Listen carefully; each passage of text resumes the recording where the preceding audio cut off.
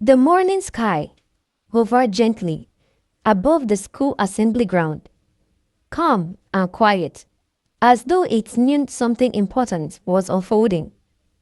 A teacher's voice carried across the field, reminding the students that Christmas break was close, and that wherever they went, they carried the name of the school with them. Most students heard it and forgot it, but Eric didn't. He stood still, eyes forward, heart restless. The word ambassador echoed in his spirit, heavy, demanding, and personal. He didn't know why it bothered him so much. He only knew that it did. When the assembly ended, noise returned to the school like a flood. Eric walked faster than usual, as though he was trying to escape something chasing him from within. Two of his friends caught up with him, their words sharp with pressure.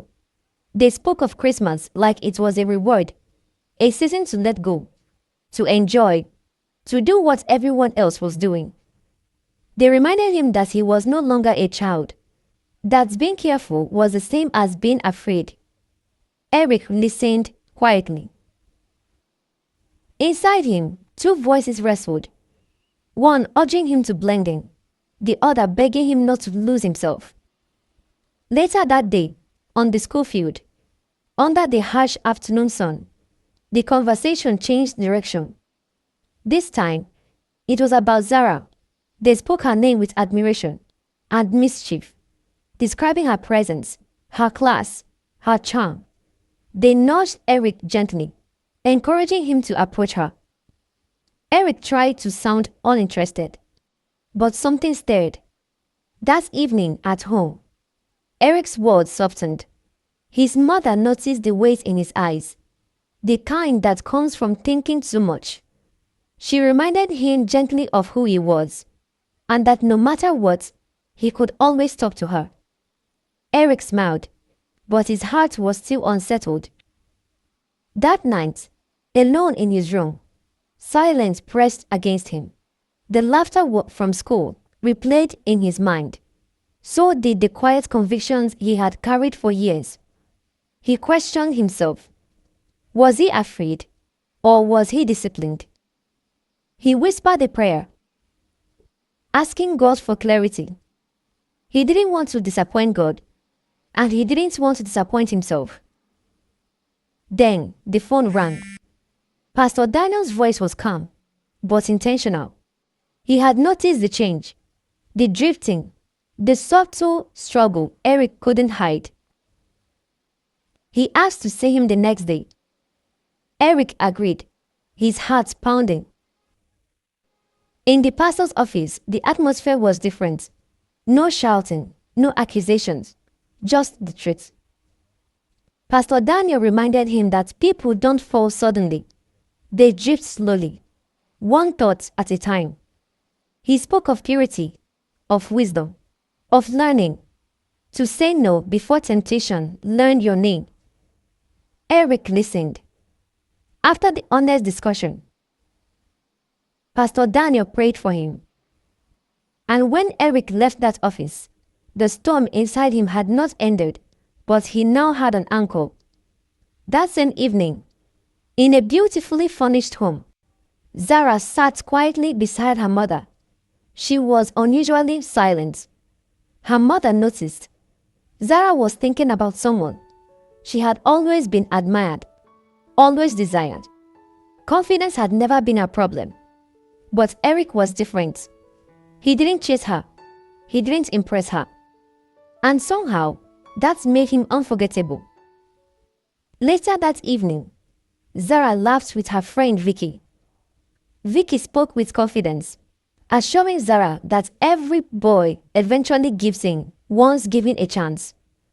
Zara smiled and decided to test that theory. Days later, Eric gathered courage in a quiet school corridor. His words were simple. His heart was loud. A Christmas date. Zara agreed. And just like that, anticipation replaced peace. When Eric's friends found out, they celebrated carelessly. They advised him recklessly. They spoke without fear of consequence. Eric told them it would just be conversation. But temptation rarely begins with bad intentions. The night before Christmas, Eric prayed again. This time, fear accompanied faith. He asked God to guide his steps, to hold him when his strength failed. Christmas Day arrived, wrapped in lights and expectation. The restaurant glowed softly, festive and warm. Eric and Zara sat across from each other, both beautiful, curious, and worlds apart. She noticed his nervousness. Their conversation moved slowly, then deeply. Eric asked questions that reached beyond surface-level dreams. Questions about God, about purpose. Zara grew uncomfortable.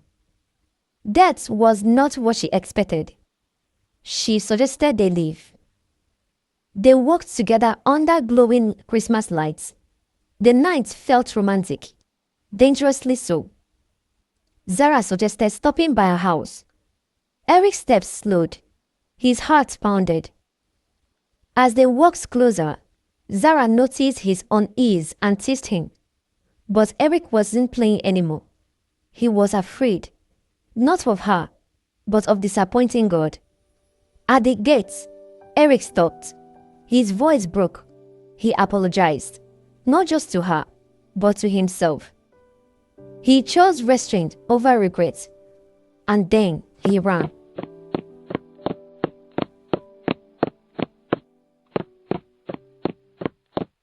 That night, alone in his room, Eric cried deeply, not from failure, but from how close he came. He prayed again. He asked God for mercy. This time, with relief, he chose God again. There is nothing compared to the peace that God gives to his children who obey him. Psalm 211 verse 10. It says, "The fear of the Lord is the beginning of wisdom. A good understanding have all they that do his commandments. His praise endureth forever." Are you keeping your way pure, or you are going down to the paths of Egypt? I wish you a Merry Christmas and a Happy New Year in advance. God bless you. Thank you for watching. I hope you enjoyed the video. Please subscribe to my channel, like and share. See you in the next video. Bye.